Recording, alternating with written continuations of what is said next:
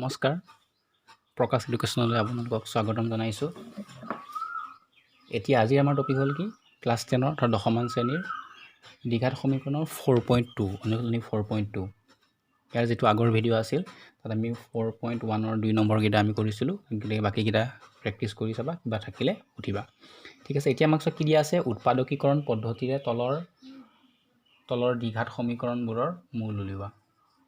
উৎপাদকীকৰণ পদ্ধতিৰে তলৰ দ্বিঘাত সমীকৰণৰ মূল উলিওৱা। x² - 3x - 10 = 0। এইটো কৰাৰ আগতে দুটামান কথা ক'ব ওলাইছোঁ। ইয়াত চোৱা, ইয়াত উৎপাদকীকৰণ বুলি কওক বা উৎপাদক বিশ্লেষণ বুলি কওক, কথাটো একেটাই।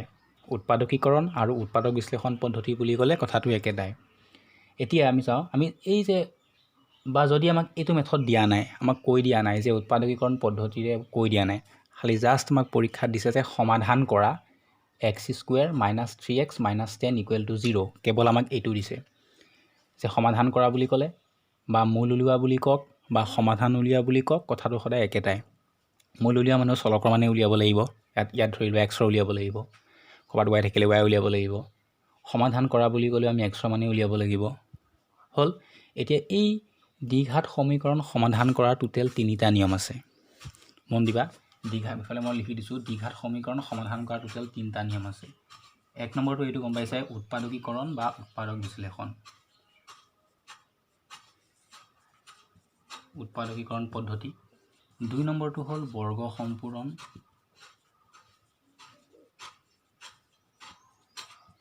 আৰু 3 নম্বৰটো হৈছে দ্বিঘাত সূত্ৰ প্ৰয়োগ কৰি।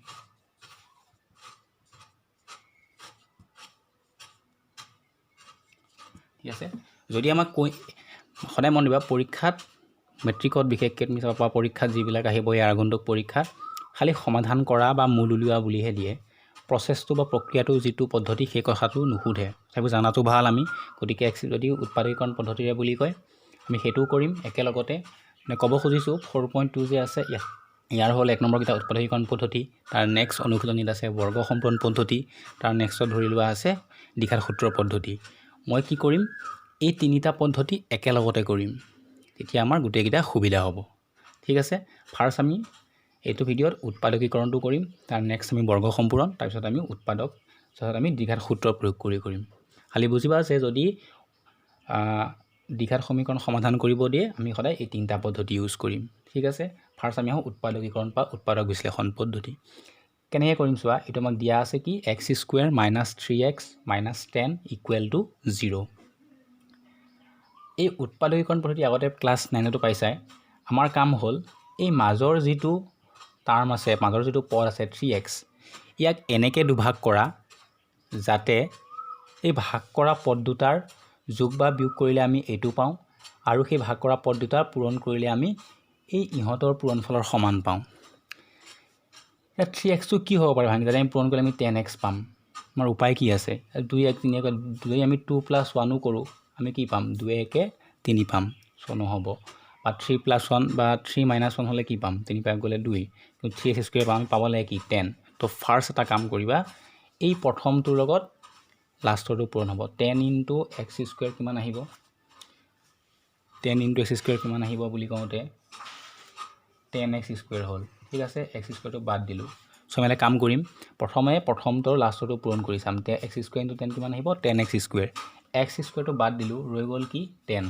এতিয়া আমি 10ৰ মৌলিক উৎপাদক বিশ্লেষণ কৰোঁ, 2 × 5 = কিমান, 10। এইটো ভাঙি দিবা মৌলিক উৎপাদকীকৰণ কৰি। চ' 2 × 5 = কিমান হ'ব, 7 হ'ব। আছে নেকি, নাই। যদি 5ৰ পৰা 2 কৰোঁ 3 পামনে নাই, ঢেককৈ পাই গ'লোঁ। ইয়াৰ মানে এইটোৱে ক'ব খুজিছোঁ, এই দুটা পূৰণ কৰি ল'লে তোমালোকৰ সুবিধা হ'ব। প্ৰথমটোৰ লগত লাষ্টটো পূৰণ কৰিলোঁ, 10x² পালোঁ, x² বাদ দিলোঁ বাৰু, আমাক কি লাগে 10 লাগে, কিন্তু মাইনাছে প্লাছে মাইনাছ থাকিবই লাগিব। হয়, চ' 2 × 5 = 10 হ'ল, আছে 2 কিমান 7 হয়, নহয়। যদি এইটো বিয়োগ কৰোঁ পাছত গ'লে কিমান 3, এইটো পালোঁ। আমি কি পালোঁ এতিয়া x²। ইয়াত যি চিন থাকে সেই চিনটোকে দিয়া বাৰু, মাইনাছ। ঠিক আছে, এতিয়া আমি এই 3টো আমি কেনেকৈ পাম বুলি কওঁতে এই 5টোৰ পৰা মাইনাছ আমি কি কৰি দিলোঁ, 2 কৰি দিলোঁ। ইফালে xটো অলৰেডি ইয়াত আছেই, -10 = কিমান, 0। ঠিক আছে, এতিয়া চোৱা কিমান আহিব, x² মাইনাছে প্লাছে কিমান, -5 × x, 5x, মাইনাছে কিমান plus 2 into x twice x minus 10 equal to কিমান 0 ঠিক আছে এতিয়া চোৱা 1 2 3 4 চাৰিটা পদ হৈ গ'ল আমি কমন লওঁ ইহঁত দুটাৰ পৰা কি কমন আহিব এক্স কমন আহিব কমন আহিলে কিমান থাকিব x x into x square minus আহিব 5 ইয়াত কি চিন আছে সেই চিনটো কেতিয়াবা কি চিন আছে প্লাছ চ' প্লাছ ইয়াত কি কমন আহিব 2 এতিয়া আহিব এক্স মাইনাছ 2 5 গুণে কিমান 10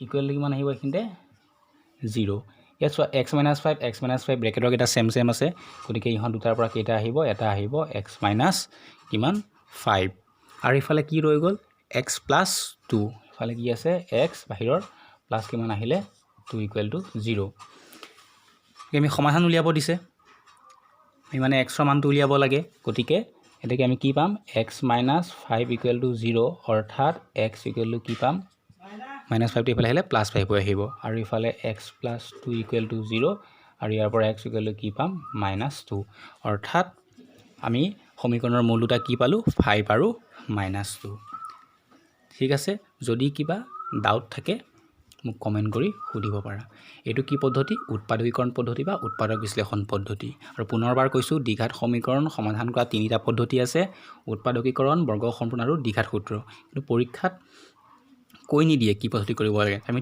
যদি কেতিয়াবা কৈও দিয়ে কৈ দিলে বৰ্গ সম্পূৰ্ণ দিব পাৰে যে বৰ্গ সম্পূৰ্ণ পদ্ধতিৰে সমাধান কৰা বা দ্বিঘাত সূত্ৰ প্ৰয়োগ কৰি তোমাৰ নিজৰ ইচ্ছামতে যেটো ভাল লাগে সেইটোৱে কৰিবা ঠিক আছে গতিকে আমি নেক্সট ক্লাছত বৰ্গ সম্পূৰণ পদ্ধতিটো কৰিম যদি ইয়াত কৈ দিয়ে হেতু মতে কৰিবই লাগিব যদি সমাধান কৰা বুলি কয় এই তিনিটাৰ ভিতৰত যেটো ভাল লাগে সেইটোৱে কৰিবা ঠিক আছে থ্যাংক ইউ